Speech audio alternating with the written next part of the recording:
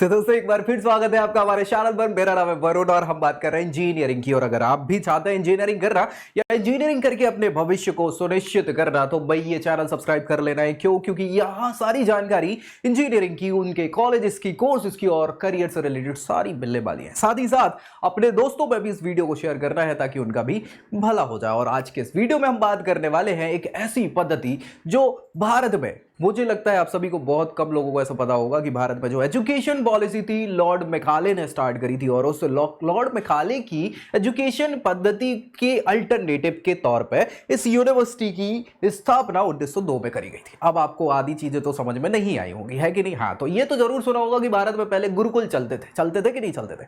तो जी हाँ, ऐसी ही गुरुकुल पद्धति को फिर से रिवाइव करने के लिए इस यूनिवर्सिटी की स्थापना हुई थी। और इस यूनिवर्सिटी की हम पूरी डिटेल में डिस्कशन करने वाले हैं, तो आखिर तक इस वीडियो को जरूर देखना है और साथ ही साथ दोस्तों में भी शेयर कर देना है। इस यूनिवर्सिटी का नाम, जैसे आप पीछे देख पा रहे होंगे, गुरुकुल कांगरी यूनिवर्सिटी। ये देहरादून नाम तो सुना ही होगा ना आपने, हरिद्वार का नाम सुना है ना? हाँ, उत्तराखंड में। जी हाँ, वहां ये स्टैब्लिश करी गई थी स्वामी सहस्रदानंद के द्वारा। अब देखो भाई, बात ये है कि अगर इसको टारगेट आप कर रहे हैं तो आपके लिए तो बहुत अच्छी यूनिवर्सिटी हो सकती है या नहीं हो सकती है तो बाद में पता चलेगा, हम रिव्यू के बाद डिस्कस करेंगे इस पे। लेकिन अगर इसके अलावा कोई और आप यूनिवर्सिटी या कॉलेज देख रहे हैं या किसी और स्टेट में एडमिशन लेने की सोच रहे हैं और कोई बताने वाला नहीं है, तो नीचे प्रोफाइल एनालिसिस फॉर्म आपको मिल जाएगा, उसको फिलअप करिए और उस पर आपकी प्रोफाइल के आधार पे हम बताएंगे क्या बेस्ट हो सकता है आपके लिए। चलिए यहाँ पे स्टार्ट करेंगे हम एक रिव्यू के बारे में पूरा का पूरा। गुरुकुल कांगड़ी ये डीम्ड टू बी यूनिवर्सिटी या गवर्नमेंट फंडेड यूनिवर्सिटी इसको हम बोल सकते हैं, 1902 में मार्च में स्टैब्लिश करी गई थी स्वामी श्रद्धानंद के द्वारा। और जो मैं बता चुका हूं वो चीज पूरी इसमें लिखी हुई है, तो एक बार पढ़ लीजिएगा आप। इसमें केवल इंजीनियरिंग के कोर्सेज नहीं होते हैं, है ना? ये पूरी यूनिवर्सिटी है, आपको पता होगा, तो सारे के सारे कोर्सेज होते हैं यहाँ पे। चाहे आर्ट्स की बात करें, लॉ की बात करें, चाहे आर्किटेक्चर की, एग्रीकल्चर की, मेडिकल की, किसी भी प्रकार के कोर्सेज यहाँ किए जाते हैं। लेकिन हम स्पेशली यहाँ इंजीनियरिंग कोर्सेज की बात करने वाले हैं। तो भैया देख लो अच्छे से, इस यूनिवर्सिटी में ये सेंट्रल लाइब्रेरी थी, जो नीचे आपने डायग्राम या चित्र देखा होगा। तो बढ़िया ओवरव्यू आपको पता ही है, ये हरिद्वार में सिचुएटेड है। 1902 में हरिद्वार उत्तराखंड में आने लग गया, पहले उत्तर प्रदेश में आया करता था। चलिए, तो क्या क्या डिपार्टमेंट्स इन्हें बना के रखे हैं इंजीनियरिंग के लिए अलग से डिपार्टमेंट कंप्यूटर साइंस का है, इलेक्ट्रॉनिक एंड कम्युनिकेशन का है, इलेक्ट्रिकल इंजीनियरिंग, मैकेनिकल और सारा का सारा अप्लाइड साइंस का, जिसमें फिजिक्स, केमिस्ट्री, बायोलॉजी और सारी चीजें पढ़ाई जाती। बायोलॉजी नहीं, कई जगहों पे बायोटेक्नोलॉजी वाले फील्ड को छोड़ के कहीं नहीं पढ़ाई जाती। चलिए, मोड ऑफ एडमिशन की बात करें तो कैसे कैसे एडमिशन यहां हम ले सकते हैं, कैसे ले सकते हैं? तो बहुत सारे सिंपल ऑप्शन आपको पता ही है कि 12वीं कक्षा पास कर लो, फिर जेई दे दो और जेई के बाद आपको एडमिशन मिल जाएगा। लेकिन ये कई बार ऐसा हो जाता है, अच्छी बात है, कुछ जगह स्टेट्स की अलग अलग काउंसलिंग चलती है। जी हाँ, और यहाँ भी वही चीज़ है कि यहाँ आपको जो सा काउंसलिंग में शामिल होना पड़ेगा और सीसैप की पूरी प्रोसीजर के बाद, हाँ, काउंसलिंग के बाद आपको यहाँ एडमिशन मिल सकता है। एक ये प्रोसीजर है, दूसरी जेई के बाद तो आप कर ही सकते हैं। तो भाई अच्छी बात है, और क्या ही दिक्कत है। एलिजिबिलिटी क्या होनी चाहिए? एलिजिबिलिटी मतलब आपको यहाँ तक पहुँचने से पहले, एडमिशन के पहले क्या क्या होना मांगता है, तब जाके एडमिशन होगा। तो 12वीं कक्षा पास सबसे इंपॉर्टेंट फीचर है। अब देखो यार, डिपेंड करता है, 50% मिनिमम होने चाहिए। वो कैटेगरी से बिलोंग कर दे तो 5% का रिलैक्सेशन मिल जाता है। तो इसके बेसिस पे जेई दे दो, जेई के बाद फिर अच्छी परसेंट लेके आ जाओ या फिर मार्क्स लेके आओ, परसेंटाइल लेके आओ, तो अच्छी रैंकिंग पे अच्छी व्यवस्थाएं आपको हो सकती है। जो सा काउंसलिंग इंपॉर्टेंट होती है, सीसैप के बेसिस पे आपको यहाँ पे मिल जाती है ये सीट। क्या क्या सीट्स हो सकती हैं, कैसी सीट्स की अवेलेबिलिटी है, ये भी इंपॉर्टेंट हो जाता है। तो भैया यहाँ पे जनरल, न्यूट्रल, सारी की सारी व्यवस्थाएं, मतलब ऐसा नहीं कि महिलाओं के लिए कुछ अलग विशेष प्रावधान हो, ठीक है? जनरल न्यूट्रल के हिसाब से अगर सीएससी ब्रांच आप लेना चाह रहे हैं तो 230 सीटें हैं यहाँ पे ऑल इंडिया रैंकिंग पे। इसके अलावा इलेक्ट्रिकल इंजीनियरिंग के लिए भी जनरल न्यूट्रल 115 और बाकी इलेक्ट्रॉनिक एंड कम्युनिकेशन भी 115।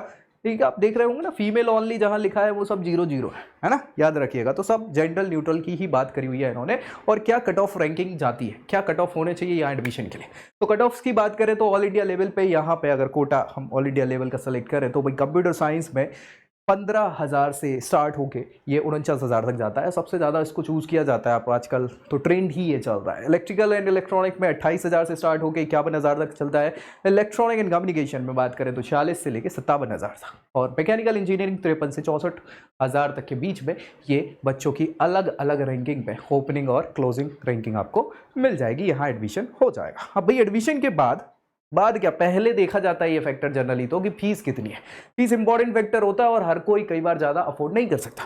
मतलब मैं या हमारी फैमिली देखते हैं, हमसे अच्छा कौन जानता है उस चीज़ को। तो अगर आपको भी ऐसा लगता है कि यार बहुत ज़्यादा फीस स्ट्रक्चर है किसी यूनिवर्सिटी या कॉलेज का, तो मैं नहीं अफोर्ड कर पाऊंगा या फैमिली अफोर्ड नहीं कर पाएगी, तो दूसरे ऑप्शंस भी हैं क्या मेरे लिए, या हो सकते हैं कोई बताने वाला ना हो, तो ऐसी कंडीशन में नीचे प्रोफाइल एनालिसिस फॉर्म है जिसको फिलअप करिएगा और आपकी प्रोफाइल के आधार पे हम बताएंगे क्या बेस्ट हो सकता है आपके लिए। ठीक है, चलिए यहाँ के फीस स्ट्रक्चर की बात कर ले तो ऑन एन एवरेज देखें यहाँ पे, चाहे वो किसी भी प्रकार के स्ट्रक्चर की बात करें, course fees, annual fees, one time fees वगैरह वगैरह, 50 प्रकार की चीज़ें, 1,10,000 रुपये करीब ये एक साल की फीस यहाँ पे आपको लग जाती है। ये केवल ट्यूशन फीस है, याद रखिएगा, हॉस्टल फीस अलग है।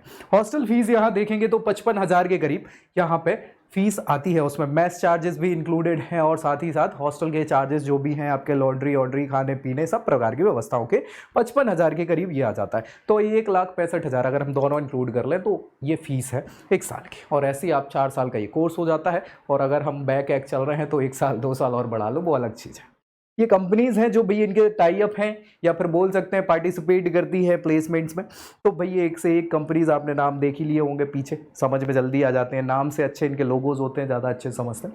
3.5 लाख 3.8 3.5 लाख में 3,80,000 का on an average median package जो है ये बच्चों को ऑफर किया गया है, यानी सबसे ज़्यादा पैकेज ये ऑफर किया गया है। तो मुझे नहीं लगता भाई 16 यानी 6.5-7 लाख रुपए में करीब आपकी इंजीनियरिंग होगी और उसमें 3,80,000 का पैकेज आपको मिलेगा। ऑन एन एवरेज की बात करें तो ये नए ट्रेंड जो बता रहे हैं वो ये बता रहे हैं कि 2023 के ट्रेंड के हिसाब से 5 लाख करीब ऑन एन एवरेज बच्चों को पैकेज मिला है। अच्छा, ये जो बार आप देख पा रहे होंगे ग्राफ, इसमें अलग अलग सारे के सारे कोर्सेज की बात करी हुई, चाहे वो MCA हो, MBA, BTech, MSc, B Pharma, BSc, BPAT और BBA, ये सारे के सारे इनने बताए हुए हैं। लेकिन इसमें आप देखें तो ये BTech वाला है जो कि यहाँ पे 2023 में ट्रेंड दिखा रहा है 5 लाख का ऑन एन एवरेज पैकेज। तो ठीक है, हो सकता है ये बढ़िया भी है ROI के टर्म में ज़्यादा अच्छा तो नहीं, लेकिन ठीक है, अच्छा हो सकता है। क्या क्या स्कॉलरशिप्स प्रोवाइड करी जाती है भाई, ये फीस हमारे पास नहीं है व्यवस्थाएं, और फीस के लिए स्कॉलरशिप एक अच्छा ऑप्शन होता है कि स्कॉलरशिप के बेसिस पे आपका जो भार है वो कम हो जाता है। तो ऑप्शन क्या क्या स्कॉलरशिप के इनने प्रोवाइड करके रखे हुए हैं, तो एक तो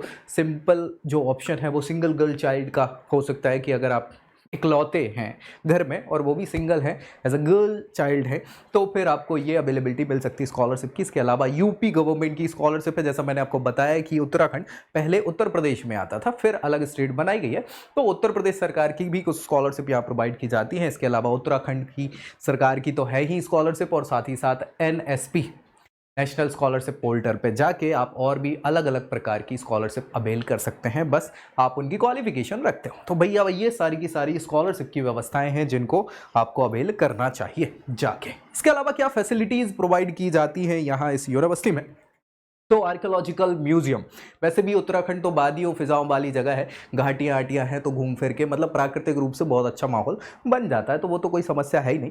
इसके अलावा डिपार्टमेंटल लाइब्रेरी है, digital library, computer lab, wifi facility, live net facility और फलाना डिमाका, अलग अलग प्रकार की जो बेसिक फैसिलिटी है जो होनी चाहिए।